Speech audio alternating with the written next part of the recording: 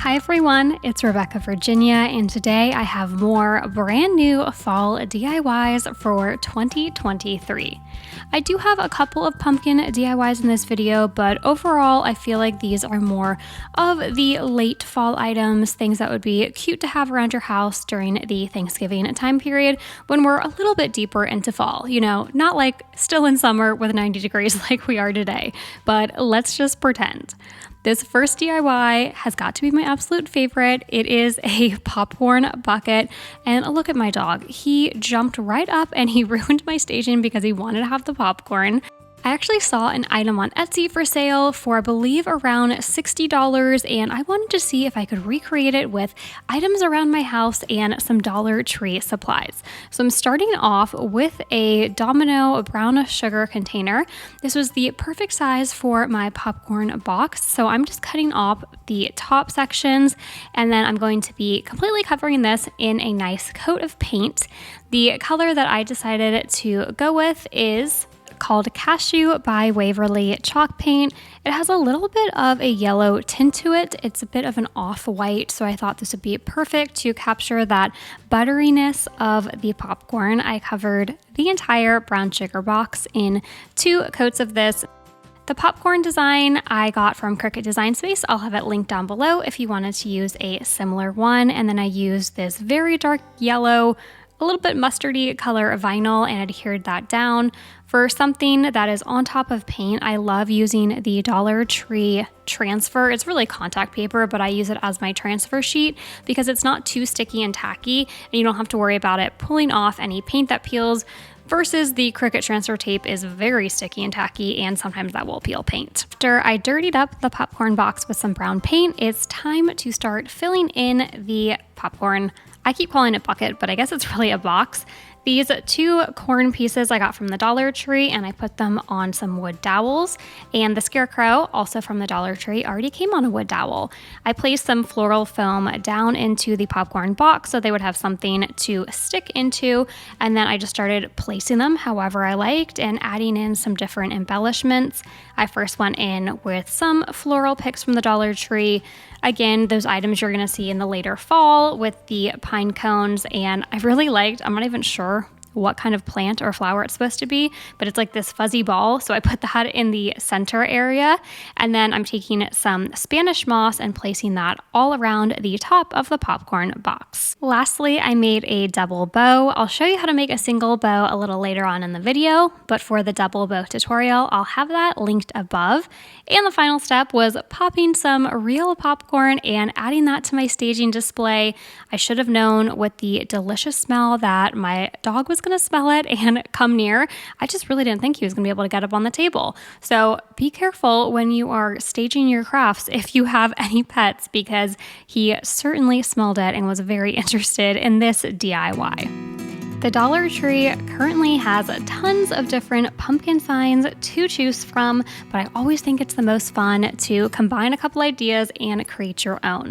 I know that they do have a blank wood pumpkin, but for this DIY, I actually grabbed one of the Thankful pumpkins that I already had in my stash, so we're going to be giving this one a bit of a makeover. I peeled off the galvanized thank you and took the hanger out and traced the pumpkin down onto some scrapbooking paper that I picked up at Hobby Lobby. Once I finished cutting out the pumpkin outline on my paper, I glued it down just with one of the jumbo glue sticks that the Dollar Tree sells.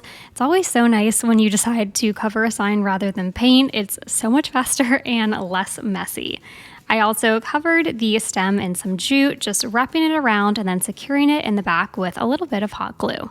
These rub-on transfers are from Essential Stencil. Say that 3 times fast. It is a little bit of a tongue twister, but I really like their rub-on transfers. They always come out so vibrant. So I took 2 of these sunflowers and used one of my Cricut scraper tools to place those down onto my pumpkin. I wanted a sign going across my pumpkin, and originally I was just going to take a galvanized sign that said welcome or thankful, but I've done that in the past, so I wanted to be a little bit different and creative and try something new.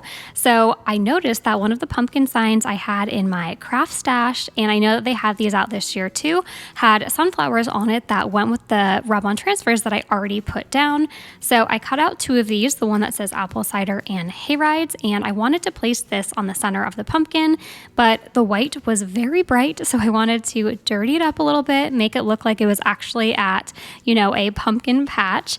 And then I added on some arrow indicators so it looked like a sign at the pumpkin patch before hot gluing that down into the center. You can use this as a hanging sign on your front door or turn it into a standing piece of decor like me by hot gluing a tumbling tower block or Jenga block to the back of your sign so it can stay up. The next piece of decor is something you can have out during the day, but I think looks even better at night when it is all lit up, and we're using entirely Dollar Tree products for this craft. The Dollar Tree has always had really nice glassware to craft with, but recently when I visited my store, I saw that you also got these fairy lights with the cork top to put inside the bottle. At other stores like Target and Kirkland's, these type of cork lights can get pretty pricey, so the fact that it was included in this Dollar Tree item is a great find. I took the shade Orange by Apple Barrel and mixed a little bit of Mod Podge in with it so it became more of a stain and less of an opaque paint, and very gently just brushed 1 layer onto our bottle. To create even more of a fall feel, I grabbed some jute and wrapped that around the bottom section of our bottle, adhering it every so often with a little bit of hot glue. I thought about putting a bigger or more extravagant bow on the bottle, but I really liked the texture of the bottle. It had these little bubbles on it, and I really wanted to let the light shine, so I just went with a simple jute bow, and then I tucked the fairy lights down inside of the bottle. Again, I did want a little something, so I went to my sticker collection. I got all of these really pretty stickers last year from the Dollar Tree, even some new ones this year, but I never really used them on crafts and DIYs, mostly for letters and different mail, but I did peel off one of the leaf stickers and place that onto the center of our bottle. This next DIY is super easy and super quick, but I think it packs a powerful fall punch and really brings the season into your home. The items that I use are the wood ornaments from Dollar Tree and this new sign that I found the last time I went to Dollar Tree. I even included it in my fall haul. I'm going to show you how I do my bows. I've gotten a couple questions on this, so I wanted to show the tutorial. I make my fingers into a V shape and place the ribbon over and under both of my fingers. Then the center area of where my fingers meet, I tuck the ribbon through that, pull it around, and a little loop forms, and that is what I use to knot and pull my bows. I also have a double bow tutorial. Remember, I linked that in the first DIY, but I'll also have it in the description box below if you're ever curious how I make my bows. I'm going to be placing these orange gingham bows onto the pumpkins, and for our fox, I made just the bow, not with the tails, using some burlap ribbon. When I included the tails of our bow, it hit the fox's face, and I thought that was one of the cutest parts, so I just did the actual bow part, not the hanging pieces. To adhere this down onto the sign, I love using these sticker dots from Dollar Tree. They adhere well enough that nothing's going to fall off or move, but I might want to make this into an interchangeable sign, change it out for different seasons, and the stickers come off really nicely and don't leave any residue left behind. This scarecrow DIY was by far the most fun to make out of the bunch. I was just laughing when I was drawing his face on. I just think he came out so cute, and I really liked this DIY. This is another idea that I got from Etsy. I saw a seller selling a very different version of this for about $50, and I wanted to do my own take on it, see if I could kind of recreate it in a little bit more of an affordable way. I had some wine bags in my craft stash, and using my Cricut, I cut out this pumpkin patch iron-on. I'll have that linked down below if you guys want to do it. I didn't create it, but I will have it linked down where you can also find it. Also, to make my scarecrow a little bit shorter, I did cut the wine bag and then just seal it with a bit of hot glue. To weigh down our scarecrow and make sure that he is not toppling over, you could fill this with rocks, whatever heavy item that you have. I had a bag of sand, so that's what I decided to tuck down into the scarecrow bag. And the top section is going to be like the scarecrow's collar, so I didn't want it to be quite as high, so I did grab some scissors and just give this a little bit of a trim. Our scarecrow's head is going to be a pumpkin. I grabbed a wood dowel, and the pumpkins are foam from the Dollar Tree. They're the clip-on ones. So that's how I was able to tuck the pumpkin down into our scarecrow body. And then for the arms, I'm also going to be using a wood dowel. I just cut a small hole on one side of the scarecrow and also on the other side, and then I was able to weave the wood dowel through. To cut down the wood dowels for the scarecrow's arms, I'm taking some of the dog toenail trimmers from the Dollar Tree. My good friend Sammy over at Unicorn Dust Designs taught me this trick. They're only $1.25 and they work really well, especially for smaller wood items like these wood dowels.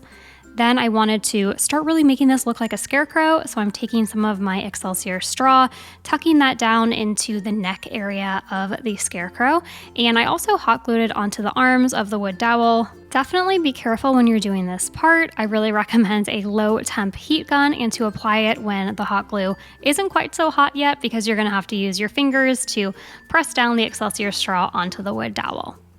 Then I wanted to make my scarecrow face, so I just went with 2 eyes, triangle carrot nose, and a little ziggy-zag face. I also thought of giving my scarecrow a scarf, but I think I was getting him confused with a snowman. I don't know why I was thinking he needed a little bandana.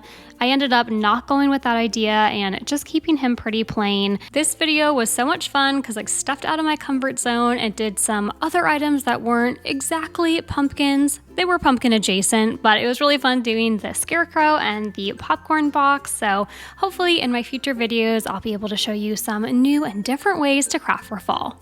Until then, keep searching, keep creating.